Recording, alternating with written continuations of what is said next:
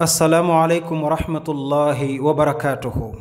bokki jullit yi, nataal bi ngeen di jàkkaar lool ab néeg la boo xam ni seen soxna moo ca dëkk.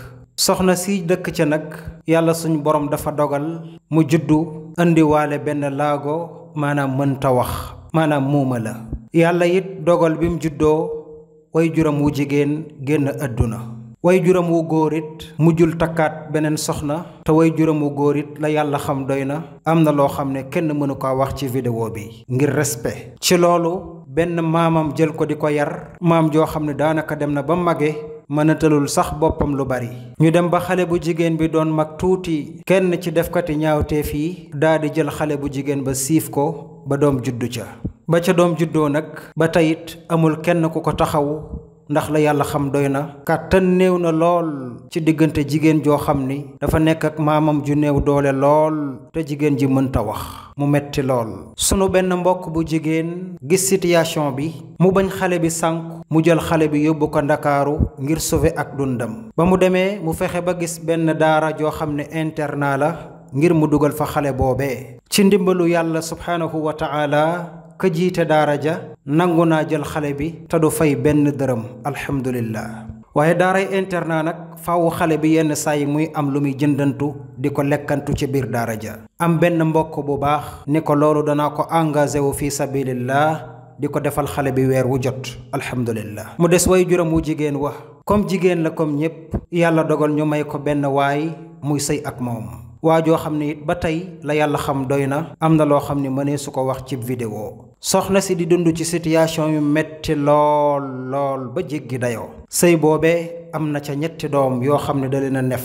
mu metti lool. maamam jaka doon yar génn na àdduna, way juram wañ doon wax ni la yàlla xam doy na it génn àdduna. soxna si léegi mu des fi sonn lool. am ay nit yu lijjanti ba fexe ba ñu abal ko benn néeg boo xam ni néeg bu xeebu la lool. néeg ba sax amul bunt, fenêtre ba la yàlla xam doy na ba tey. mu dëkk fa ci barab bu wéet lool. ba tey ñuy ragalit defkati ñaawteef yi fekkaat ko fa, indilaat ko beneen musiba. metti la, jigéen la, dafa am handicap ndax elle est muette, maanaam dafa muuma. léegi nag am na jëkkër si liñ ñu wax, waaye daal situation metti na. ba fi mu dëkk nii sax li ñu xamal mooy dañ ko aal. mosoon nañ ko seet si, waaye nag fekk ñu ko woon si condition yi. nawet baa ngi ñëw, gis neen kër gi zeng yi dafa daanu, amul clôture, sécurité bi manqué na.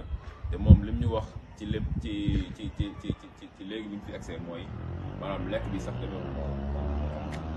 ci kaw loolu nag soxna si jokkoo ci ak man ngir ñu waxtaan, xool naka la ñuy yaatale ay mbiram ba jullit ñi jot ci, ngir ñu mën koo taxawu insha allah, ba mu am néeg bu baax bu mu mën a dëkk, bu am bunt ak fenêtre, man caa yor ak njabootam ci jàmm ak salaam. ak dundam sax jafe na lool, waaye nag am na koo xam ni ma ngi koy dimbale yenn saa yi di ko yóbbu lu muy lekk. waaye daal li ñu sàkku ci mboolem jullit bu jot vidéo bii, nu jàppale sunu mbokk mu jigéen mi ba mu am fu mu mën a dëkk. naam lancé loon nañ ko sax lu ñuy wax Kopar Express, waaye mu mujjoon a yeex lool.